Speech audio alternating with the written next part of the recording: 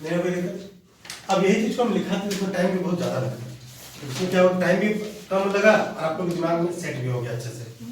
आप लोग कभी देखोगे तो डायरेक्ट नॉलेज दिखेगा।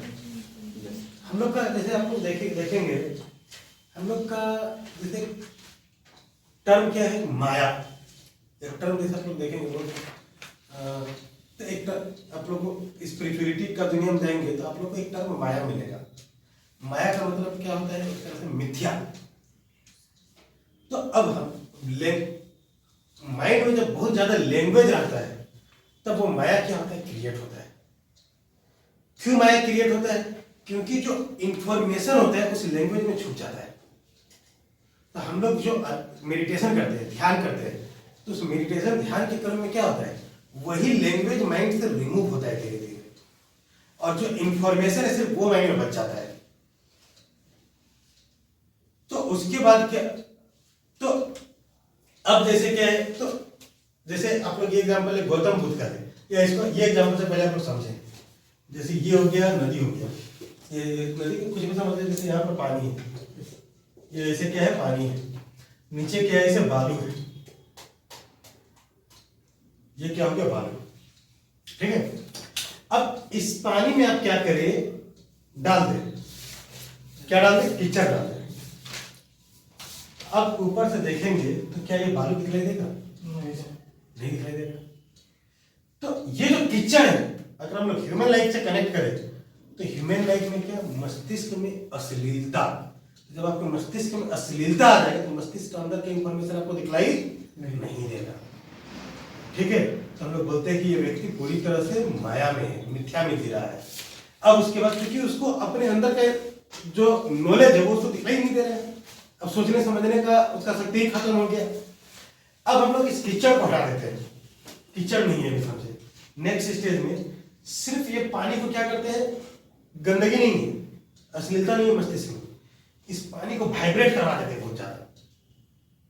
ये पानी बहुत ज्यादा वाइब्रेटेड है तो नीचे का बालू क्या दिखाई देगा, देगा, धुंधला धुंधला दिखाई देगा। अब पानी वाइब्रेटेड है, मतलब पानी में कंपन है, वाइब्रेशन मतलब कंपन है पानी में, तो नीचे का बालू क्या है, धुंधला धुंधला दिखलाई देगा, स्पष्ट तरीके से दिखलाई नहीं देगा। तो होता क्या है, अब इंसान के मान लो ह्यूमन बीइंग के मस्तिष्क में अश्लीलता नहीं है, बट माइंड क्या है, बहुत ज्यादा अशांत है। तो शांत नहीं है मस्तिष्क, बहुत ज्यादा अशांत है। तो उस व्यक्ति को अपने मस्तिष्क के अंदर का जो ज्ञान है वो स्पष्ट रूप से दिखलाई नहीं देगा, वो सही तरीके से उसे अपने जीवन में अप्लाई नहीं कर पाएगा, और वो सफल विफल होता रहेगा। पहला केस क्या था, मस्तिष्क में गंदगी का, अश्लीलता का, तो उसमें क्या व्यक्ति विफल ही होगा, सफल नहीं होगा। दूसरा केस क्या है, पीस ऑफ माइंड गड़बड़ होने का, मतलब माइंड अशांत है, अंदर का नॉलेज स्पष्ट तरीके से नहीं दिख रहा है, कभी सफल होगा, कभी विफल, कभी सफल, कभी विफल। अब एक स्टेज आता है जैसे मान लो पानी एकदम शांत है, न इसमें कोई गंदगी है, न पानी वाइब्रेटेड है, तो तुम देखना ये बालू स्पष्ट दिखाई देगा। कभी एक्सपेरिमेंट करके देखना, पूरा साफ पानी में जब नीचे बालू और पानी में एकदम हलचल ना हो तो नीचे बालू पूरा दिखाई देगा, कुछ भी नीचे होगा वो दिखाई देगा स्पष्ट तरीके से। जैसे आप लोग देखते हैं ऑफिस वगैरह में रखा रहता है, डब्बा रखा रहता है, उसमें पानी होता है, कुछ मछली होता है, तो उसमें आप लोग देखेंगे कि वो पूरा अच्छे से दिखाई देता है। खासकर जब शांत रहता है तो नीचे जो पत्थर रहता है अलग अलग कलर का, वो आप लोग देखेंगे पूरा स्पष्ट दिखाई देगा।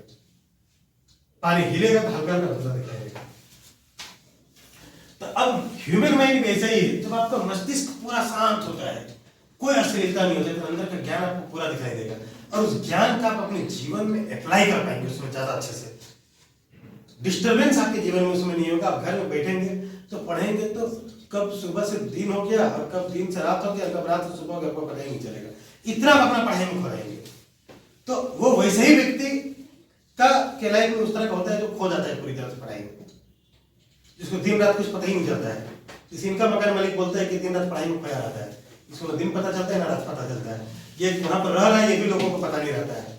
तो ये स्टेज का पता जब आपका माइंड पूरा शांत रहेगा, क्योंकि आपका माइंड क्या है कि ज्यादा चीजों से कनेक्ट नहीं होगा। जब आपका माइंड शांत होगा तो अब जो एक चीज में इन्वॉल्व होंगे उसी में माइंड पूरा इन्वॉल्व होगा।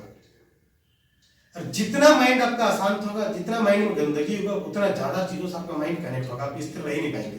कभी इससे तो कभी उससे, कभी उससे, कभी वैसे, कभी वैसे, कभी वैसे, और कोई सब चीज में आपको सफलता नहीं मिलेगा। तो तो सबसे पहला जो आप लोग को काम करना है, अगर सच में चाहते हो मतलब रिजल्ट हो यूपीएससी में, पीस ऑफ माइंड, ये बहुत जरूरी है। सबसे पहला तो अश्लीलता से खुद को बाहर करें, और दूसरा माइंड का वाइब्रेशन को शांत करें, एकदम पीस ऑफ माइंड की ओर लेते जाए। आप पढ़ेंगे तो आपका दिमाग बहुत तेजी से गेन करेगा। आप लोग जैसे देखेंगे, अगर स्वामी विवेकानंद का देखेंगे तो स्वामी विवेकानंद क्या थे कि वो पन्ना पलटते थे, सारा उसके दिमाग में छप जाता था।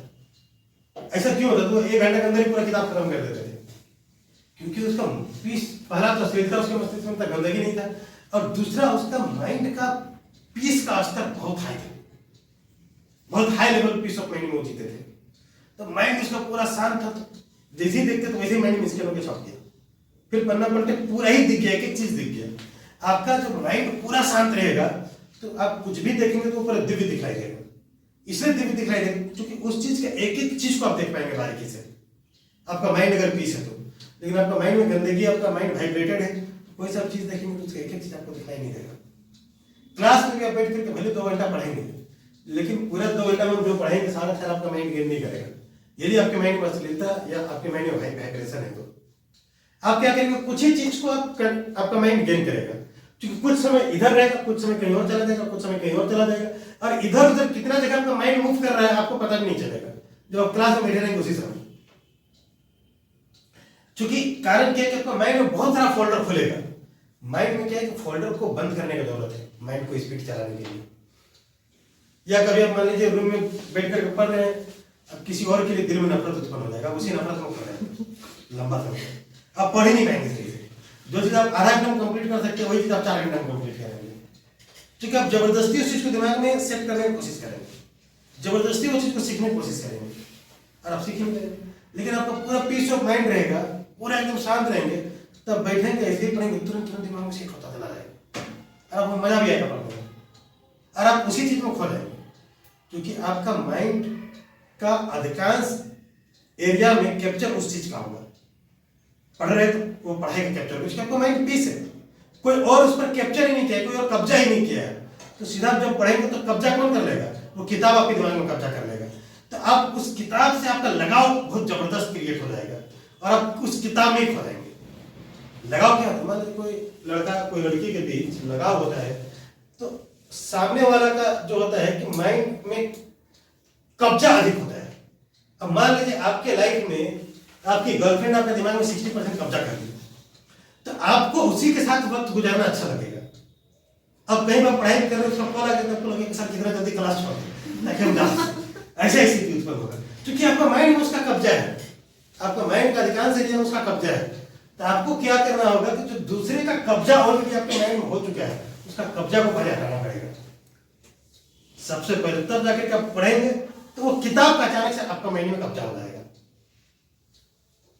और नहीं तो पूरा डोलने टाइप का लाइफ रहेगा, फिर जल्दी रिजल्ट ही नहीं होगा। ठीक है, आईएएस में रिजल्ट के लिए मतलब उसमें बहुत हाई लेवल संघर्ष होते, जैसे गोविंद देसवाल था या कौन था, वो रिक्शा चालक का लड़का था। वो दिन भर रूम में बैठ कर पढ़ते रहता था, खाता था, पढ़ते रहता था। बाद में आईएएस में सिलेक्शन हो गया उसका, जबकि एक रिक्शा चालक था, उसके पास कोचिंग में पढ़ाने के लिए पैसा नहीं था उसके फादर के पास, फिर भी वो आईएएस बन गया क्योंकि वो अपने माइंड में अदर्स का कब्जा नहीं होने दिया। यहाँ तक उसके फादर जब बीमार पड़े थे, तो उसके फादर मर भी सकते थे, लेकिन फिर भी इतना ज्यादा किताब का उसके दिमाग में कब्जा हो गया कि उसका अपने फादर मरने वाला ये भी उसको दिखाई नहीं दिया। तो वैसा विद्यार्थी का क्या सिलेक्शन नहीं होगा? आप लोग तो पता नहीं कितना व्यक्ति को अपने दिमाग में कब्जा दे बैठे हैं।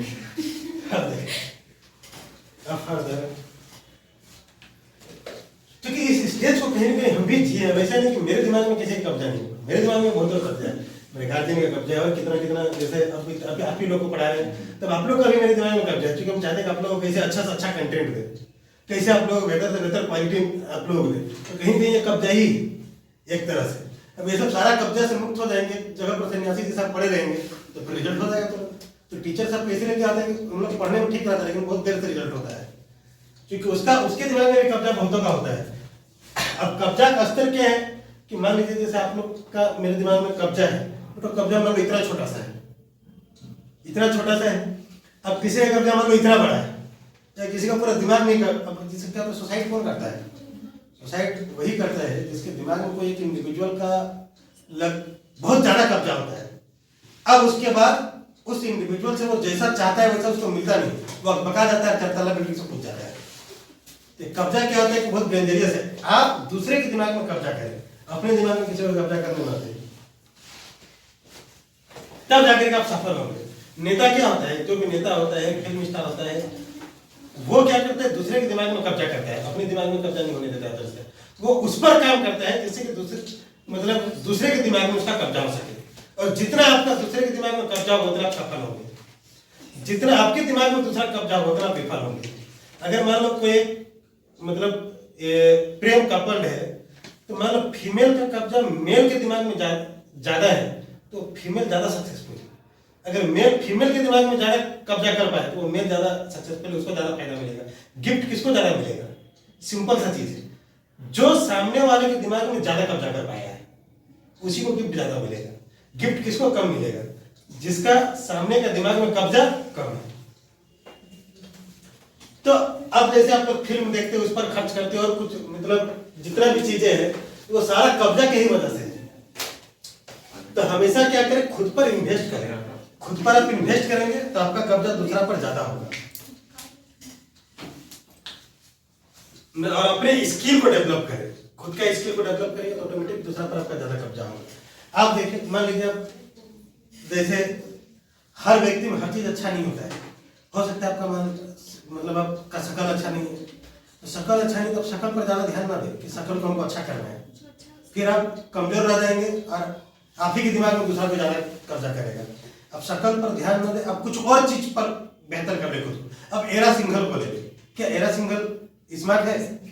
नहीं, उसका शकल सूरत बहुत ही बेकार है, लेकिन वो आईएएस बन गई। तब आईएएस बन गई तब उसका कितना के दिमाग में कब्जा होगा, सोचे। तो हर व्यक्ति के अंदर कुछ न कुछ अच्छा होता है, कुछ न कुछ बुरा होता है। बुरा को उसको सिर्फ एज इट इज रखे, मिनिमम लेवल पर मेंटेन करके रखे, और जो अच्छा है उसको बहुत ज्यादा अच्छा कर दे। अब सचिन तेंदुलकर हर चीज में अच्छा नहीं है, उसका हाइट कम है, गेंडा जैसा दिखता है, लेकिन हम क्या है उसका इंडिया में कितना लोगों पर उसका कब्जा है, कितना लोगों पर कब्जा है। अब देखो वो कब्जा कैसे बन पाया, कोई एक चीज को वो बहुत बेहतर कर दिया। वो तो क्रिकेट जो उसका खेल था, वो खेल उसका अच्छा था, उसे वो क्या कर दिया, बहुत ज्यादा अच्छा कर दिया। तो आपको क्या करना है, अभी जिस चीज में आप बेहतर है उसे आपको अच्छा करना है। मान लीजिए आप सिविल सर्विसेज का तैयारी कर रहे हैं तो उसे आप बहुत अच्छा करते हैं, बात बाकी को मिनिमम स्तर पर मेंटेन रखें। तो अब देखें next chapter, sector of economy.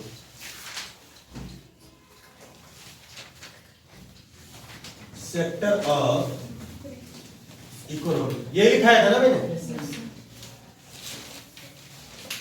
जैसे लिखा है तो वैसे करके पढ़ाने चले जाएंगे। तो आप लोग चाहे पहले घर से पढ़ के भी आ सकते हैं, ठीक है। घर से पढ़ कर जाएंगे तो आपको ज्यादा अच्छा समझ आएगा, ज्यादा कनेक्ट हो पाएंगे मेरे से। तो सेक्टर ऑफ इकोनॉमी में इसमें अब अलग अलग तरह के इसमें आधार होगा, ग्राफ बनाते हुए सारा चीज को हम कोशिश करेंगे ग्राफ से ही पढ़ाने का, स्ट्रक्चर से ही पढ़ाने की कोशिश करेंगे। सेक्टर ऑफ इकोनॉमी, क्योंकि यही सब चीजें जैसे ओझा साहब वो भी अब देखेंगे वो क्या करते हैं, डायग्राम से पढ़ाता है।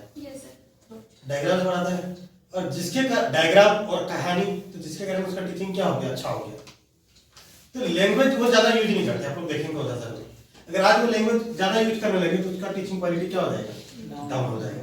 बाहर अपने स्टूडेंट उसको सबसे ज्यादा इसलिए लाइक करता है, कम से कम लैंग्वेज वो यूज करता है, क्योंकि वो भी माया का खेल समझ चुका है। कम से कम लैंग्वेज का यूज करता है, वो जानता है कि लैंग्वेज माया है, वो इंफॉर्मेशन से ढक जाएगा। तो कम से कम लैंग्वेज का यूज करता है, ज्यादा से ज्यादा डायग्राम का यूज करता है, क्योंकि डायग्राम में स्पष्ट तरीके से इंफॉर्मेशन दिखता है। लैंग्वेज को ही वो क्या क्या डायग्राम में कन्वर्ट कर दिया। अब डायग्राम में सीधा आपको इंफॉर्मेशन दिखेगा। अब उसके बाद वो इंफॉर्मेशन को समझाने के लिए वो कहानी का यूज करता है, तो स्टूडेंट तुरंत सीखता चला जाता है। तो सेम अब देखें, तो इसलिए क्या है कि इकोनॉमी में भी, इकोनॉमी चूंकि अदर सब्जेक्ट के कंपैरिजन में ज्यादा टफ हो जाता है, जैसे हिस्ट्री, ज्योग्राफी, पॉलिटी के कंपैरिजन में मेंटल एक्सरसाइज इसमें ज्यादा, इसलिए इसमें और ज्यादा जरूरी है डायग्राम और कहानी का। लेकिन इसमें कहानी कम बनता है तो डायग्राम तो बनाया ही जा सकता है। तो सेक्टर ऑफ इकोनॉमी, तो सेक्टर ऑफ इकोनॉमी में इसका आधार क्या है, primary, secondary, tertiary. Primary sector, secondary sector, tertiary sector, tertiary sector. एक इसका आधार हो जाएगा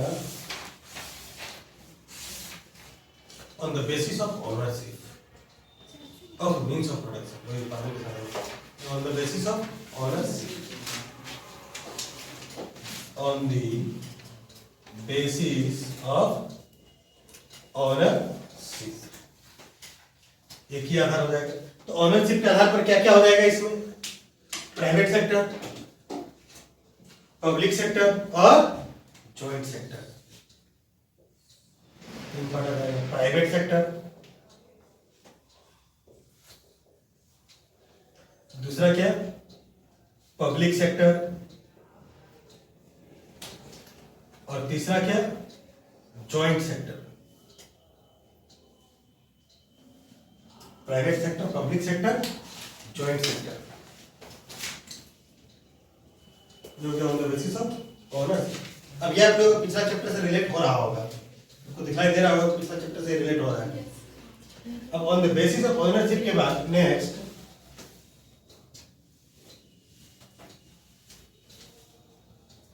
on the basis of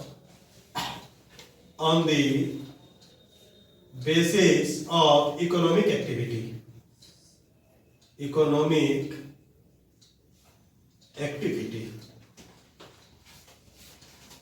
on the basis of economic activity,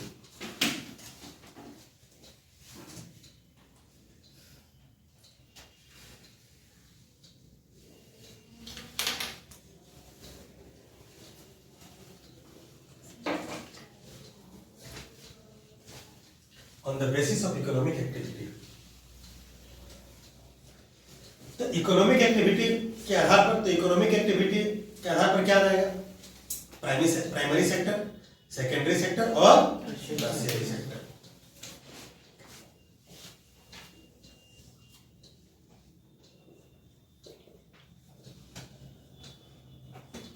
primary sector, secondary sector, tertiary sector. Primary sector, secondary sector, tertiary sector.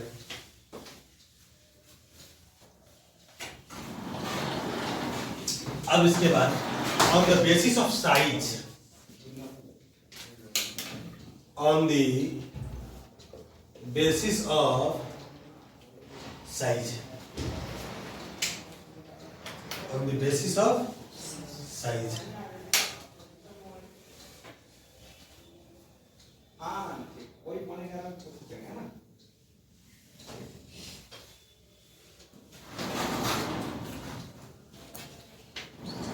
on the basis of size, size के आधार पर कितना आ जाएगा? 2 हो जाएगा। क्या? माइक्रो इकोनॉमी, माइक्रो इकोनॉमी और macro economy. Micro economy और macro economy.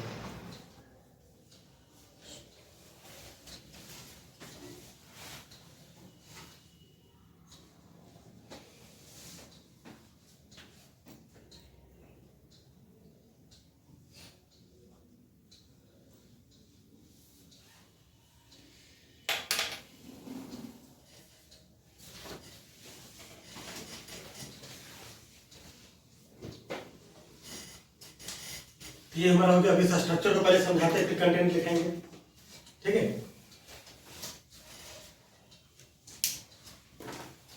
अब सेक्टर ऑफ इकोनॉमी, यहाँ पर सेक्टर का मतलब समझे। सेक्टर का मतलब क्या है? क्षेत्र। क्षेत्र ऑफ इकोनॉमी, अर्थव्यवस्था के क्षेत्र।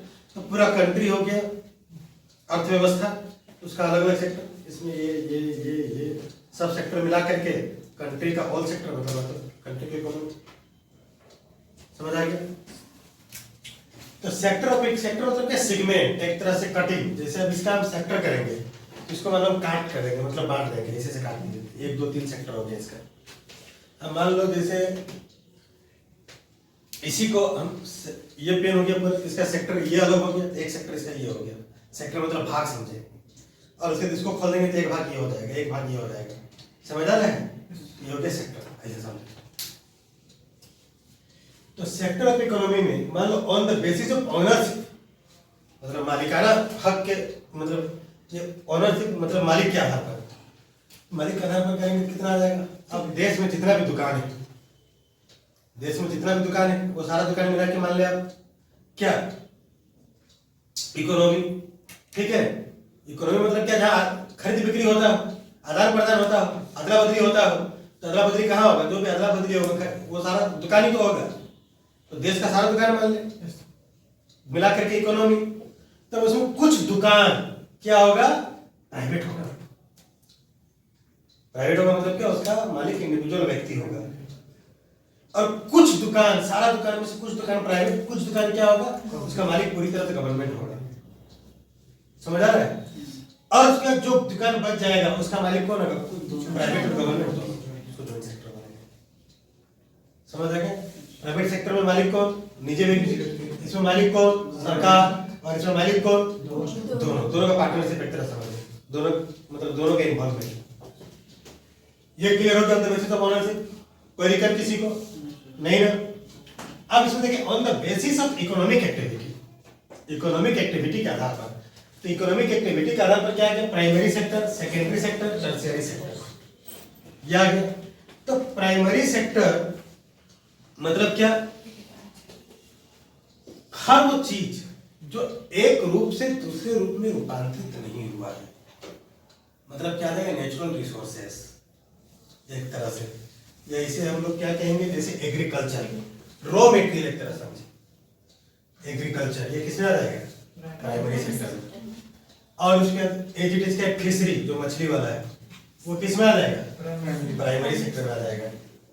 और उसके बाद माइनिंग, मतलब माइनिंग को हिंदी में क्या बोलते हैं, खनन। खनन में क्या होता है, जो मिनरल निकाला जाता है, जमीन से खोद करके जो अंदर से निकालते हैं, वो क्या माइनिंग ना।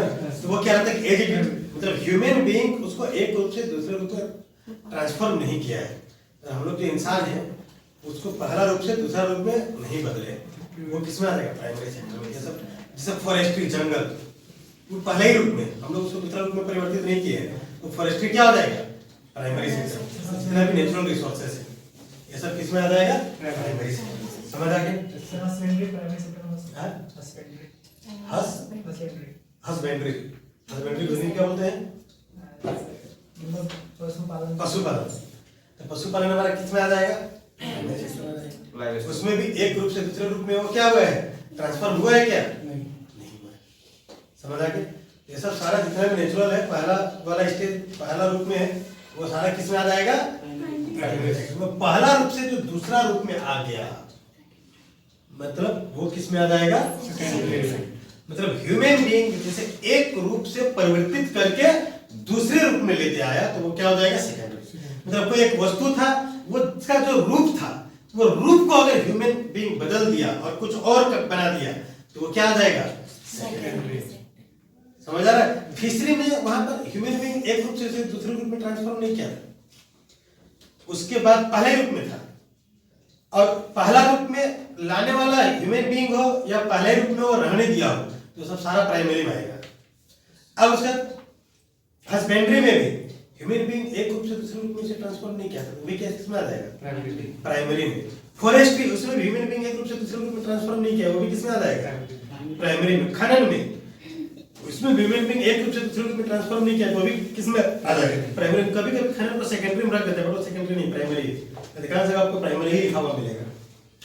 तो अब एग्रीकल्चर, उसमें क्या है, ह्यूमन बीइंग एक रूप, पहला रूप में उसको लाया, मतलब एक रूप से उसे दूसरे रूप में ट्रांसफॉर्म नहीं किया, वो रॉ मटेरियल के जैसा है। ये सब सारा किसमें आ जाएगा, प्राइमरी में। मतलब एक तरह से जमीन के नीचे से जो भी बाहर है या पानी के अंदर से जो भी बाहर है वो सब सारा समझ लेते प्राइमरी।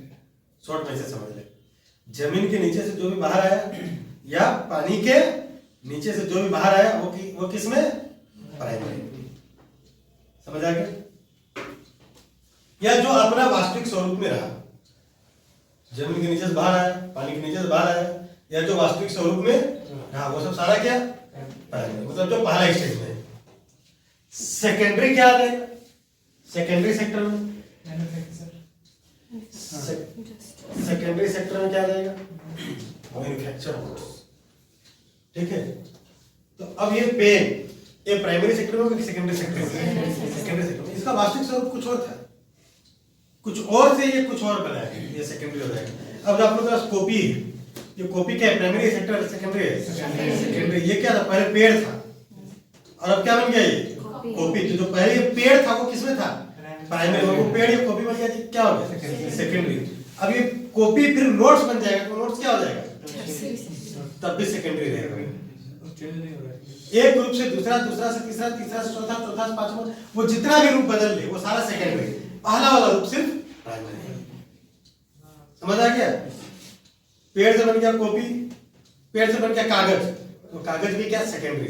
कागज से बन गया कॉपी, तो कॉपी भी क्या सेकेंडरी। कॉपी से बन जाएगा नोट, तो वो नोट्स भी क्या सेकेंडरी। नोट से बन जाएगा किताब, तो वो किताब भी क्या सेकेंडरी। बाद का सारा स्वरूप सेकेंडरी, पहला स्वरूप प्राइमरी। समझ आ गया। अब ये लैपटॉप क्या है, ये प्राइमरी है सेकेंडरी है, सेकेंड। ये मैन्युफैक्चर गुड है।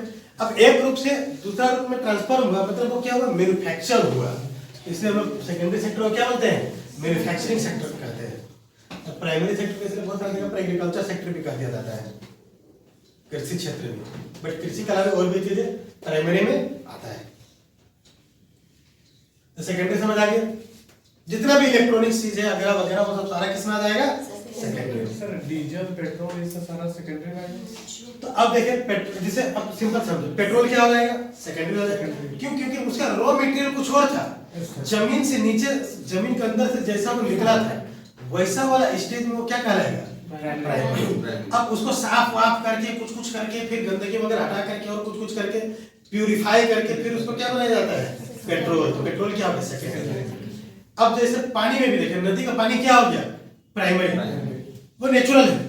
अब नदी का पानी को साफ वाफ करके कुछ करके मैं क्या बोलूंगा, बिस्लरी का बोतल, एक्वाफाइना का बोतल, तो वो एक्वाफाइना और बिस्लरी का जो बोतल है वो क्या हो गया, प्राइमरी या सेकेंडरी, सेकेंडरी। क्योंकि वो मैन्युफैक्चर्ड हुआ, पहले तो नेचुरल वे में जो पानी था उसे साफ करके उसमें कुछ वर्क करके उसको कुछ और रूप दिया गया, तो कुछ और रूप दे दिया गया, तो जो दूसरा रूप है वो दूसरा रूप क्या हो जाएगा, सेकेंडरी। समझ आ गया। अब जैसे हवा है, ये हवा क्या है, प्राइमरी है। अब हवा से कुछ निकाल करके ऑक्सीजन को सिर्फ निकाल करके कुछ और सिर्फ इससे ऑक्सीजन को निकाल करके साफ ऑक्सीजन के चारों तरफ का सारा चीज को हटा करके सिर्फ ऑक्सीजन निकाल करके जो एक चीज में पैक किया, तो ऑक्सीजन क्या हो जाएगा फिर, प्राइमरी की सेकेंडरी, सेकेंडरी। हॉस्पिटल में जो आपको ऑक्सीजन मिलता है वो सेकेंडरी होता है, लेकिन एयर में जो सारा गैस है नेचुरल वे में है, ये क्या है, प्राइमरी।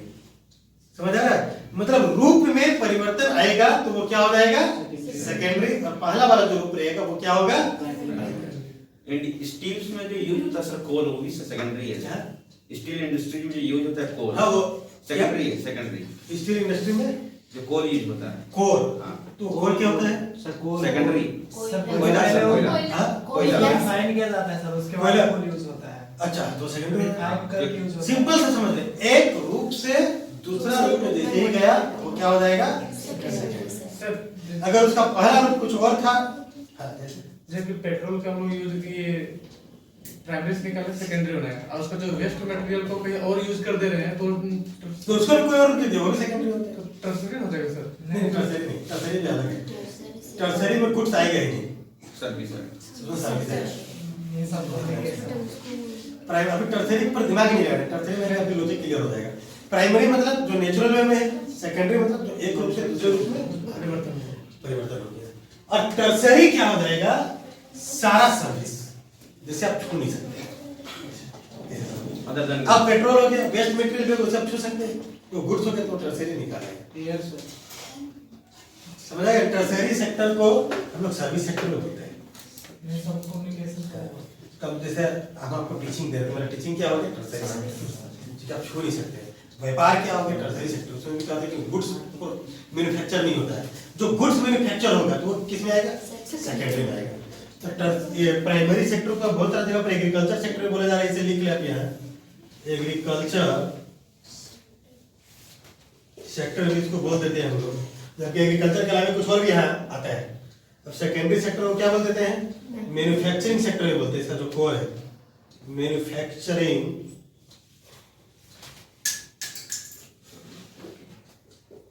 सेक्टर। मतलब इसमें एक वस्तु यहाँ पर ध्यान रखना, सेवा नहीं, एक वस्तु दूसरे वस्तु में ट्रांसफॉर्म होता है, बदलता है। अब टर्शियरी सेक्टर मतलब क्या, सर्विस सेक्टर, सर्विस सेक्टर मतलब जिसे आप टच नहीं कर सकते। मतलब आप लोग एक चीज देखें, प्राइमरी और सेकेंडरी में क्या आएगा? गुड्स। इसका और इसमें क्या आएगा? सर्विस। समझ आ गया? मतलब यहां पर क्या है? वस्तु नहीं होगा, मतलब वस्तु का रूप में रूपांतरण नहीं होगा, और यहां पर क्या होगा? वस्तु का रूप में रूपांतरण होगा। मतलब यहाँ क्या है? वस्तु एक रूप से दूसरे रूप में बदलेगा, मतलब नया वस्तु का इसमें उत्पादन होगा और इसमें सर्विस का उत्पादन होगा। तो भाई यहाँ भी वस्तु का उत्पादन है, प्राइमरी सेक्टर में भी, और सेकेंडरी सेक्टर में भी वस्तु का उत्पादन है, लेकिन यहाँ पर क्या है? नया वस्तु का उत्पादन है, पहला वस्तु का, पहला स्टेज वाला वस्तु का। यहाँ पर क्या, कौन सा वस्तु का उत्पादन है? पहला के बाद वाला स्टेज वाला वस्तु का। और यहाँ पर क्या? वस्तु का उत्पादन नहीं है, यहाँ किसका उत्पादन है? सेवा। यानी सर सेकेंडरी तभी पॉसिबल है जब प्राइमरी से होकर गुजरेगा। हाँ, सेकेंडरी प्राइमरी से होकर गुजरेगा। सर तो जो राइस है, राइस सेकेंडरी सेक्टर में आ सकता है। क्या बोला? राइस। अब मान लो चावल है, अब चावल हम लोग क्या हो गया? ये सब सारा क्या हो गया? एग्रीकल्चरल प्रोडक्ट हो गया। तो अब चावल को जैसे वेल पॉलिश करके या कुछ करके अलग अलग तरह का चावल का नाम लिया जाता है, उसमें ट्रांसफॉर्म करेंगे तो वो क्या आ जाएगा? सेकेंडरी में आएगा। लेकिन वो जो नेचुरल रूप में रहता है, जैसे धान चावल ये सब नेचुरल, ये सब सारा प्राइमरी। चावल को राइस को पड़ता है, लेकिन उसका वेट को नहीं करता। नहीं, जैसे वो पॉलिश करके जो नया नया तरह का बनता है, गोल्ड राइस है, क्या राइस होता है, पॉलिश करके वो सेकेंडरी में, उसका पहला स्वरूप है नेचुरल। जैसे मान लो चावल है, धान हटा के अंदर से चावल निकाले तो भी सारा एग्रीकल्चरल प्रोडक्ट क्या आएगा? उसमें प्राइमरी नहीं आएगा। तो पॉलिश होकर के कुछ और बनता है, रूप लेता है, वो आपका सेकेंडरी में आएगा। सर अगर हम लोग देखें तो आटा को जो मतलब ये लेते हैं तो उसको पहला है, उसको गूंथने के बाद वो अलग बन जाता है, और फिर पकाने के बाद फिर अलग हो जाता है। तीन में बन जा रहा है ना सर? ना वो तो सर सेकेंडरी हो गया ना। हाँ सेकेंडरी और बट तीन स्टेज में आ जा रहा है ना। हाँ, रोटी है सब आपका एक रूप से दूसरे रूप में, रोटी आपका सेकेंडरी आप कह सकते हैं, बट उसका जो स्टार्टिंग जो रॉ मटेरियल है वो किस में आएगा? एग्रीकल्चर। लेकिन क्या होता है कि हम लोग उतना ज्यादा नहीं देखते हैं। हम लोग क्या होता है, कुछ जगह पर क्या है कि कंफ्लिक्ट भी रहता है कि रोटी को कोई रख देगा सेकेंडरी में और कोई रख देगा प्राइमरी में। इसमें क्या होता है कि ये विवादास्पद टाइप का चीज है, तो इसलिए जितना भी एग्रीकल्चरल टाइप प्रोडक्ट है उसे आप क्या मान करके चले? प्राइमरी। समझ आ गया? जैसे आपका माइनिंग ही है, तो माइनिंग में कंफ्लिक्ट वाला चीज है। माइनिंग में क्या कुछ बुक्स में देखो कि उसे किसमें रख देता है? सेकेंडरी में रख देता है।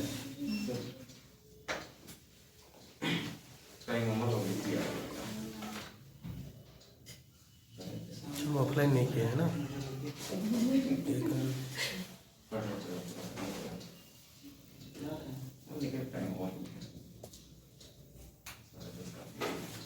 समझ रहे हो? माइनिंग जैसे अब माइनिंग कुछ ऑथर उसको क्या लिख देता है? सेकेंडरी